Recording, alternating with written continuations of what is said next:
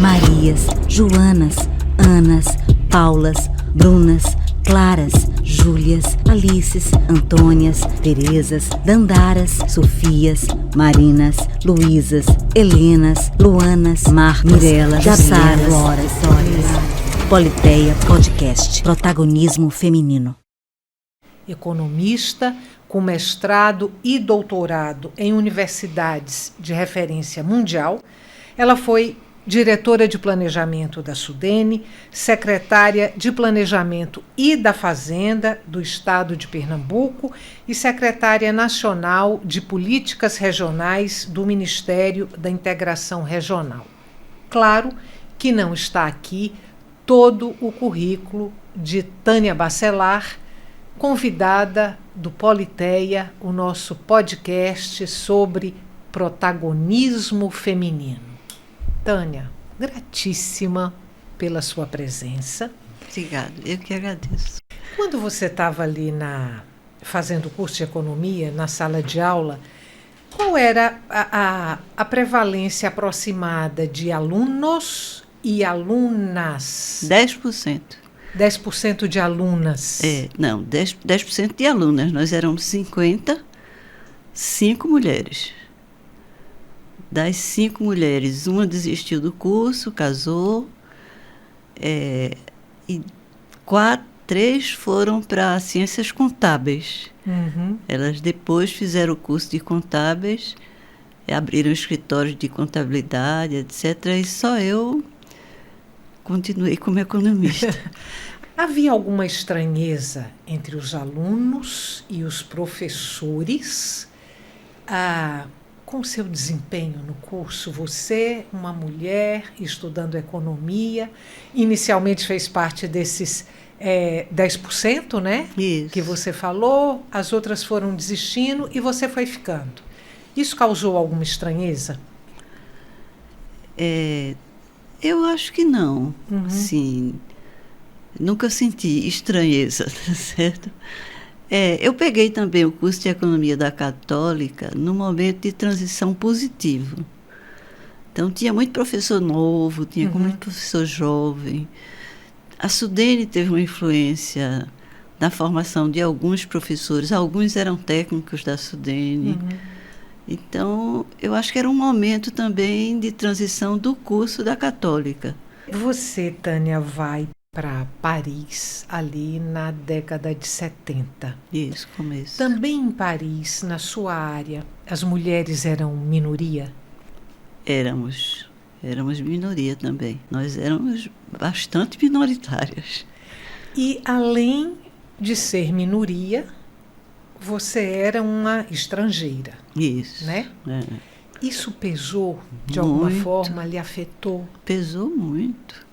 Tanto na vida social como na vida acadêmica, né? Que aí você junta mulher e estrangeiro, né? Numa sociedade que tinha heranças estrangeiras complicadas, tinha havido um processo de descolonização que não era tão antigo, né? Mas eu não sentia assim uma coisa muito adversa, entendeu? Eu diria que deu para suportar bem. Eu ia te perguntar qual foi o momento mais desafiador da sua carreira. Foram 2, na verdade. Ser secretária da Fazenda não foi simples, pelo momento que a gente vivia. Qual era o ano, interno, Tânia? E externo. Né? Era final dos 80. Final dos anos 80, quando você foi secretária da Fazenda. Governo Arraes. Sim, exatamente. O segundo governo dele, né?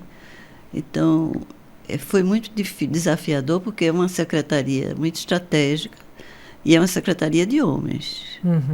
Então, não era simples. Então, a Fazenda foi um desafio e, do ponto de vista econômico, eram os anos da hiperinflação. Então, o ambiente econômico era muito desafiador, né? Porque eu peguei inflação de 94% ao mês.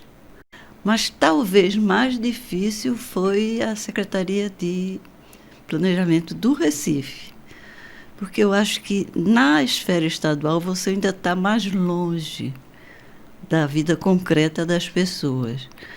Na Secretaria de Planejamento de uma cidade como Recife, é muito desafio, muito desafio. Outra diferença é que a Secretaria da Fazenda era uma secretaria com quadros técnicos concursados. Então, era gente muito qualificada. Na Secretaria de Planejamento da cidade, 90% dos cargos da prefeitura na época eram cargos comissionados. Então, tinha saído uma administração, tinha entrado uma administração diferente e grande parte das pessoas tinha saído. Então, a memória da instituição tinha saído. Então, esse contexto era muito... Porque você pegava as informações e você não sabia se aquilo que você estava trabalhando correspondia à realidade, né? Eu trouxe aqui trechos de letras de música e vou pedir para você comentar isso à luz da economia. O primeiro trechinho, na verdade, é um poema, é o trecho de um poema de Solano Trindade, poeta queridíssimo pernambucano, que foi musicado e depois gravado pelos Secos e Molhados. E o trechinho do poema de Solano Trindade diz o seguinte: trem sujo da Leopoldina, correndo, correndo, parece dizer: tem gente com fome, tem gente com fome, tem gente com fome. Só nas estações, quando vai parando, lentamente começa a dizer: se tem gente com fome, dá de comer. Se tem gente com fome, dá de comer. Se tem gente com fome, dá de comer. Veja, trazendo isso para o Brasil de hoje, eu acho que tem uma reflexão que a gente tem que fazer. Porque o Brasil é hoje uma das potências produtoras de alimentos do mundo. O mundo hoje é carente de alimentos. Todos os estudos prospectivos sobre o mercado de alimentos nos colocam entre as 3 economias do mundo que estão do lado da solução e não do lado do problema. E dentro do Brasil a gente tem pessoas passando fome. Perguntar isso a um economista é uma pergunta muito embaraçosa, porque ela não depende só da sua capacidade de produzir, depende da capacidade da população de consumir. Quando eu entrei no curso de economia, me ensinaram uma coisa que eu acho que é uma deformação da nossa formação. É dizer que a economia, para funcionar, precisa dos recursos naturais. Então, esse conceito de recurso natural, ele é como se tirasse da natureza um recurso. Mas isso deforma a nossa formação, porque na natureza não existe um recurso. Aquele recurso ele está dentro de um ecossistema. E economista não trabalha com essa noção de ecossistema, pelo menos não trabalhava. Tá certo? Então, por exemplo, para mim, quem trouxe essa discussão foi Clóvis Cavalcante, que foi meu professor também. Então, eu acho que a gente hoje está tendo uma revisita às nossas concepções, porque a crise ambiental está colocando isso com muita força, né? Adequadamente.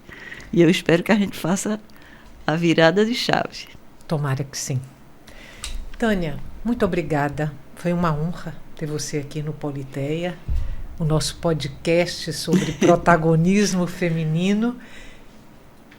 Obrigada pela companhia. Até o nosso próximo encontro. Que nada nos defina, que nada nos sujeite, que a liberdade seja nossa própria substância, já que viver é ser livre. Simone de Beauvoir. Equipe técnica deste episódio: apresentação e pesquisa, Estela Mari Saldanha. Idealização, direção e edição, Fernando Lobo. Coordenação de produção, Marcelo Rios. Assessoria de imprensa, assistente de pesquisa e produção executiva, Patrícia Braga. Câmeras, João Paulo Mageiro e Vitor Santana.